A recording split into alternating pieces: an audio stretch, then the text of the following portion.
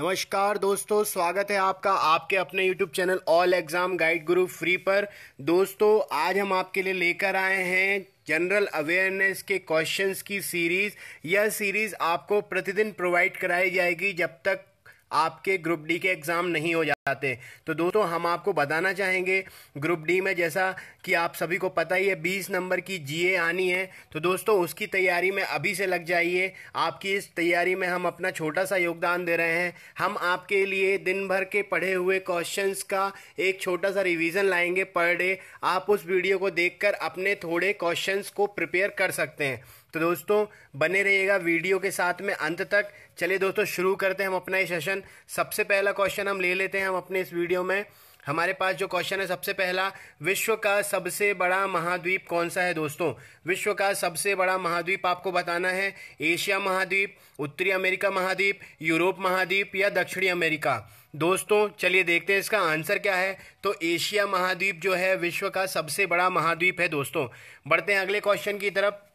हमारा अगला क्वेश्चन जो है, भारतीय गणराज्य के प्रथम राष्ट्रपति कौन थे। दोस्तों, भारतीय गणराज्य के प्रथम राष्ट्रपति आपको बताना है। डॉक्टर राजेंद्र प्रसाद थे, भीमराव अंबेडकर थे, दादा भाई नौरोजी या महात्मा गांधी। तो दोस्तों, इसका भी आंसर देख लेते हैं। इसका आंसर मैं आपको बता देता हूं। जो डॉक्टर राजेंद्र प्रसाद जी थे वो भारतीय गणराज्य के प्रथम राष्ट्रपति थे। दोस्तों, बढ़ते हैं अगले क्वेश्चन की तरफ। हमारा अगला क्वेश्चन है, पानीपत का प्रथम युद्ध लड़ा गया था। तो दोस्तों, इसके तो ऑप्शंस भी आपको बताने की आवश्यकता नहीं होनी चाहिए, क्योंकि ये क्वेश्चन आप लोगों ने ज़रूर एक ना एक बार पढ़ा होगा और इसका आंसर भी आपको पता ही होगा। फिर भी हम ऑप्शन इसके देख लेते हैं। बाबर और इब्राहिम लोदी के बीच, अकबर और महाराणा प्रताप के बीच, बाबर और अलाउद्दीन खिलजी के बीच या जहांगीर और राणा सांगा के बीच में। तो दोस्तों, चलिए देखते हैं इसका सही उत्तर क्या है। आप में से कई विद्यार्थियों को ये पता ही होगा, क्योंकि उन्होंने ये क्वेश्चन कभी ना कभी पढ़ा ही होगा। तो इसका सही आंसर है बाबर और इब्राहिम लोदी के बीच। अर्थात दोस्तों, पानीपत का जो युद्ध लड़ा गया था बाबर और इब्राहिम लोदी के बीच लड़ा गया था। दोस्तों, अभी तक हमने 3 क्वेश्चंस कर लिए हैं। एक बार मैं बता देता हूँ। विश्व का सबसे बड़ा महाद्वीप एशिया महाद्वीप। उसके बाद दूसरा आपका क्वेश्चन है, भारतीय गणराज्य के प्रथम राष्ट्रपति कौन थे। तो वो राजेंद्र प्रसाद थे। और तीसरा क्वेश्चन है, पानीपत का प्रथम युद्ध किसके बीच में लड़ा गया था।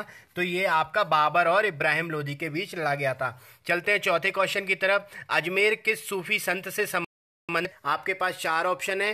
ख्वाजा मोइनुद्दीन चिश्ती, मोहम्मद साहब, ख्वाजा हमीर अली या ख्वाजा अकबर अली। तो दोस्तों, इसका आंसर आपको बताना है। चलिए देखते हैं इसका आंसर क्या है। अजमेर जो है ख्वाजा मोइनुद्दीन चिश्ती जी से संबंधित है। तो दोस्तों, आपका यह भी एक क्वेश्चन तैयार हो गया। बढ़ते हैं अगले क्वेश्चन की तरफ। इसका सही आंसर मोइनुद्दीन चिश्ती जी है। बढ़ते हैं अगले क्वेश्चन की तरफ। हमारा अगला क्वेश्चन है, चंडीगढ़ का रॉक गार्डन किसने बनाया था। दोस्तों, चंडीगढ़ का रॉक गार्डन नेकचंद ने बनाया, बाबर ने बनाया, खिलजी ने बनाया, राजा राम मोहन राय ने जी बनाया।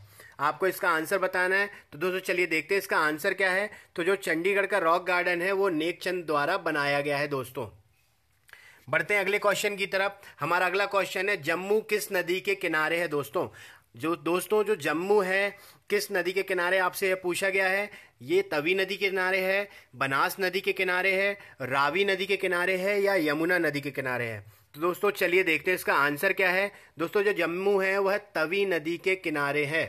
जी हाँ दोस्तों, जम्मू जो है वह तवी नदी के किनारे है। बढ़ते हैं अगले क्वेश्चन की तरफ। हमारा अगला क्वेश्चन है, रूस में साइबेरिया पूरे विश्व में किसके लिए प्रसिद्ध है। दोस्तों, रूस में स्थित जो साइबेरिया है वो पूरे विश्व में किस लिए प्रसिद्ध है, आपको यह बताना है। ऑप्शन आपके सामने, इसकी अत्यधिक ठंडी जलवायु के लिए, दूसरा ऑप्शन है नम जलवायु के लिए, तीसरा ऑप्शन है गर्म जलवायु के लिए या चौथा ऑप्शन जो है शुष्क जलवायु के लिए। तो दोस्तों, देखते हैं इसका आंसर क्या है। तो इसका सही आंसर जो है, अत्यधिक ठंडी जलवायु के लिए साइबेरिया प्रसिद्ध है। दोस्तों, बढ़ते हैं अगले क्वेश्चन की तरफ। हमारा अगला क्वेश्चन है, हमारा अगला क्वेश्चन है, पृथ्वी का सबसे बड़ा वृत्त कौन सा है। दोस्तों, पृथ्वी का सबसे बड़ा वृत्त कौन सा है, आपको यह बताना है। ऑप्शन आपके सामने है, भूमध्य रेखा, दूसरा ऑप्शन है विषुवत रेखा, तीसरा ऑप्शन है अक्षांश रेखा या चौथा ऑप्शन है देशांतर रेखा। तो चलिए दोस्तों, देखते हैं इसका सही आंसर क्या है। तो दोस्तों, भूमध्य रेखा जो है पृथ्वी का सबसे बड़ा वृत्त है। बढ़ते हैं अगले क्वेश्चन की तरफ। हमारा अगला क्वेश्चन है प्रसिद्ध उद्धरण यानी कि प्रसिद्ध कथन सरकार जनता की, जनता द्वारा और जनता के लिए किसने दिया था, अर्थात यह कथन किसके द्वारा कहा गया था, आपको यह बताना है। ऑप्शन आपके सामने अब्राहम लिंकन, जॉर्ज डार्विन, तीसरा ऑप्शन है हिलेरी नॉर्वे और चौथा ऑप्शन है जॉर्ज वॉशिंगटन। तो दोस्तों चलिए देखते हैं इसका उत्तर क्या है। तो दोस्तों जो अब्राहम लिंकन थे उनके द्वारा यह कथन दिया गया था। कथन क्या था दोस्तों? सरकार जनता की, जनता द्वारा और जनता के लिए। बढ़ते हैं अगले क्वेश्चन की तरफ। हमारा अगला क्वेश्चन हम देख लेते हैं। हमारा अगला क्वेश्चन जो है अर्जुन पुरस्कार कब प्रारंभ हुआ दोस्तों? जी हाँ दोस्तों, अर्जुन पुरस्कार कब प्रारंभ हुआ आपको यह बताना है। ऑप्शन आपके सामने है। पहला ऑप्शन 1989 अर्थात 1989, सेकंड ऑप्शन है 1899, थर्ड ऑप्शन है 1961 और चौथा ऑप्शन है 1997। तो दोस्तों चलिए देखते हैं इसका आंसर क्या है। आंसर आपका है 1961 अर्थात 1961। बढ़ते हैं अगले क्वेश्चन की तरफ। अगला क्वेश्चन है हमारा बुध सूर्य का चक्कर कितने दिनों में लगाता है? जी हाँ दोस्तों, बुध सूर्य का चक्कर कितने दिनों में लगाता है आपको यह बताना है। पहला ऑप्शन है 90 दिन, दूसरा ऑप्शन है 88 दिन, तीसरा ऑप्शन है 75 दिन और चौथा ऑप्शन है 87 दिन।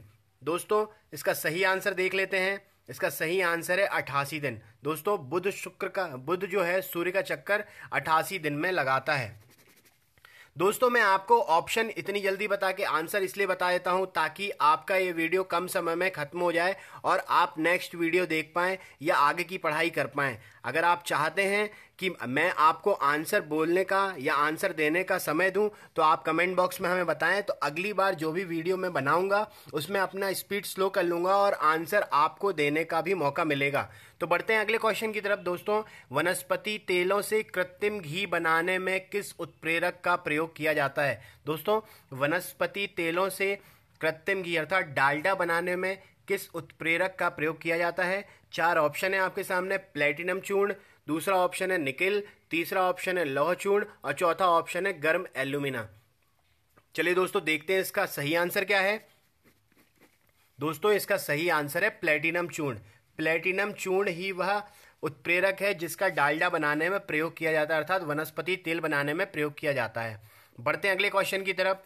दोस्तों यह आंसर तो आप सभी को पता ही होगा। ऑक्सीजन का आविष्कारक कौन था? दोस्तों ऑप्शन है रदरफोर्ड, बी ऑप्शन है प्रीस्टले, सी ऑप्शन है नील्स बोर और डी ऑप्शन है रैमजे।